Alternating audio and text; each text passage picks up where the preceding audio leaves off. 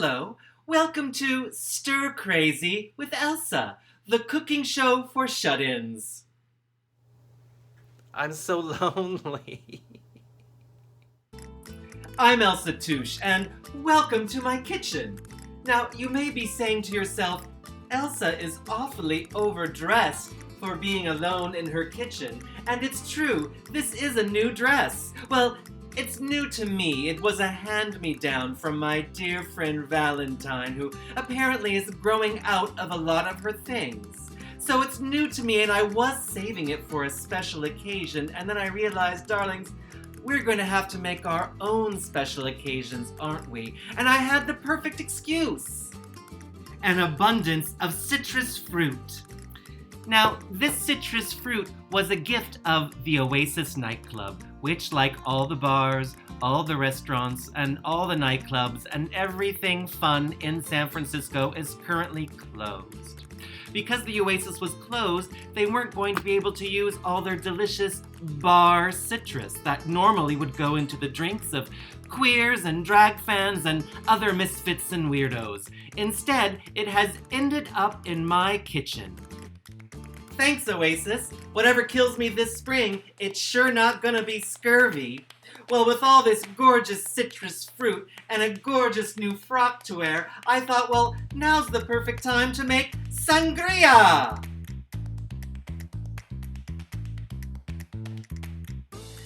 Now, sangria is a lot like jazz in that half the fun comes from improvising, and that's what makes sangria magical. Also like jazz, too much sangria gives me a headache, but that's beside the point.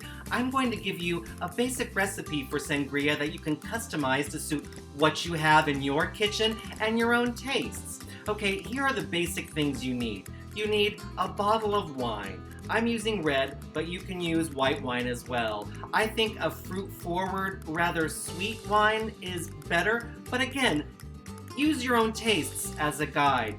It's a myth that you should use bad wine for sangria. If the wine doesn't taste good going into sangria, it's not going to taste good going into your mouth. Choose a decent wine when you're going to make sangria. Why not treat yourself? You also need fruit of some kind. I'm going to use this lovely citrus that I got from Oasis. You need, optionally, a spirit. Brandy is pretty typical. You need some sugar probably, and you need a sparkling beverage like ginger ale or sparkling water.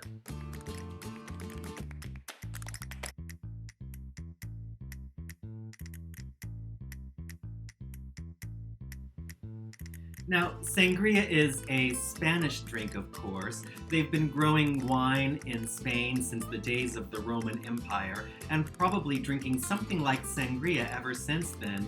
But sangria and drinks like it are popular all over Europe and have been for centuries. If you go to a party in a Jane Austen novel, and doesn't that sound nice to go to a party in a Jane Austen novel, or just to go to a party?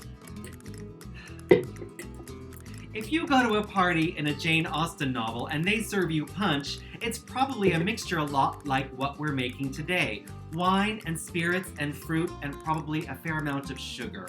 Okay, so I've got my bottle of Cabernet here, and that's what I'm going to use for this beverage because I like Cabernet a lot, and it's got a nice fruity flavor. So I'm going to pour the wine into my pitcher.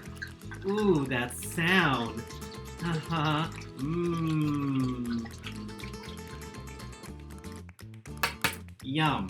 All right, next I'm going to put in a tablespoon of sugar, and then I'm going to put in 3 tablespoons, and a bit of brandy. Now you can use pretty much any alcohol you like. Gin is good. Some people like vodka or a citrus-flavored vodka. Some people like to use liqueurs or fruit-flavored schnapps. It's really up to you. Have fun. Experiment. Pretend it's your sex life in college. Now I'm going to stir, stir, stir until the sugar dissolves. That looks good. Okay, now I've got my citrus. I've got some orange wedges and some lemon wedges. and I'm going to squeeze the juice, the fresh juice, into the sangria, and then plop the fruit right in there. Yum, yum, yum. Squeeze, and plop it in there. There you go. Isn't this cute little thing? I got this from my sister Emily. She's a Tupperware lady. All right, I'm gonna squeeze the rest of this fruit. It's best, but not totally necessary, if you can let the wine and brandy and fruit mixture sit in the fridge for a little bit. So you can maybe let it sit overnight, or if you are having a gathering, remember gatherings? If you're having a gathering in the evening, you can do this part in the morning and then put it in the fridge until your guests, remember guests, arrive. Because the last part, right before you serve it, is you're going to want to add your sparkling water or your soda, whatever you prefer. I'm using sparkling water because I don't want it to be too sweet, but if you have a sweet tooth, use ginger ale or 7-Up, or I've been to places and seen people use Coca-Cola. Have fun with it. It doesn't have to be citrus fruit, it can be any kind of fruit. There's all sorts of ways to make sangria. There's no wrong way to make sangria. So I'm going to put in my water.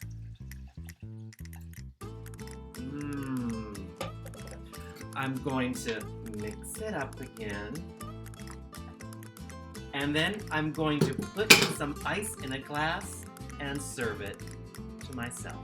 Now, when you serve sangria, you want to serve it in a pitcher with a lid or that has a lip by the spout so that the fruit pieces don't pour into the glass. Unless you want the fruit pieces in, it's your life. I'm not one to judge. You can also garnish with more citrus. Doesn't that look pretty? Cheers!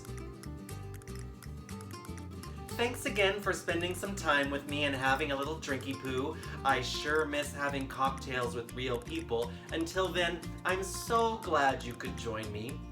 If you liked what you saw, please feel free to share it with a friend, or maybe even tip a bitch. You can tip me at Venmo. My Venmo handle is at Charles and Elsa. Charles and Elsa, all one word. If you want to follow me on Instagram, my handle's the same thing, at Charles and Elsa. Thank you so much. Stay safe, have some sangria, and I'll see you next time. Bye-bye.